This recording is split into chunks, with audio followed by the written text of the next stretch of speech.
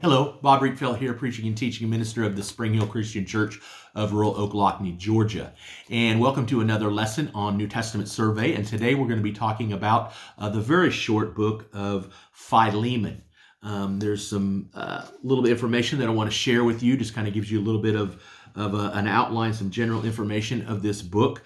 This will be a rather short lesson since this is a very, very small book. There's only one real chapter, and so I'll just be referring to the verses. This is the meaning of Philemon is loving. It comes from the Greek word phileo, and the author is Paul. We find that in verses 1, 9, and 19. Timothy is also in the greeting. And because it is short, you should not expect many external references, but our early references to it are Marcion of 170 A.D., it was delivered in person by Onesimus, the runaway slave, in verse 12. It was written by Paul himself, verse 19. The date is 61 AD. It's the same time that Colossians and Ephesians were written. Paul was in prison in Rome. We read in Acts chapter 28. And Onesimus is sent back to Philemon with Tychicus, who carried Ephesians and Colossians.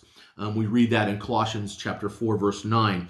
And the purpose was to effect a reconciliation between Philemon and Onesimus.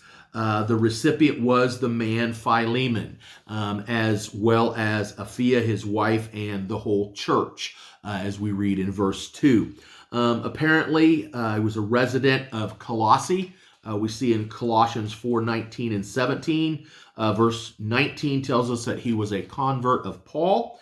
The church met in his house. We see in verse 2. And he was a man of some wealth, a house church for meetings, and he had slaves.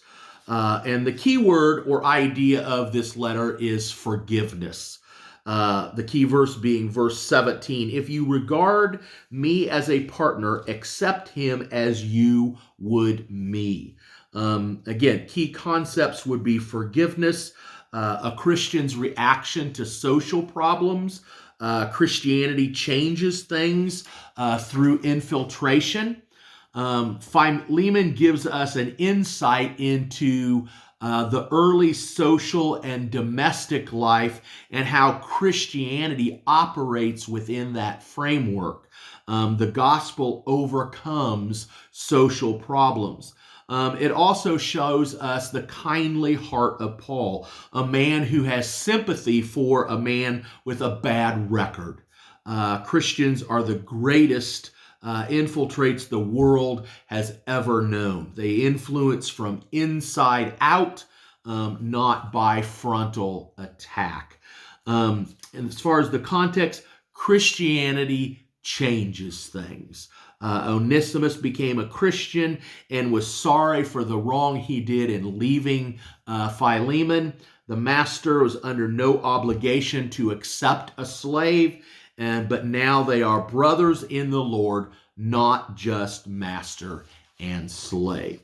So that's really basically the book of Philemon. It is a good book, and it talks about social issues and how the gospel infiltrates different cultures and the effect that it can have on a particular culture. I hope you've just enjoyed this really very brief introduction to the book of Philemon. I would encourage you to read that and do a little bit of study on your own, and hopefully that will help you with your Christian walk as well as you read God's Word. I hope you have a great rest of the day, and may God bless you.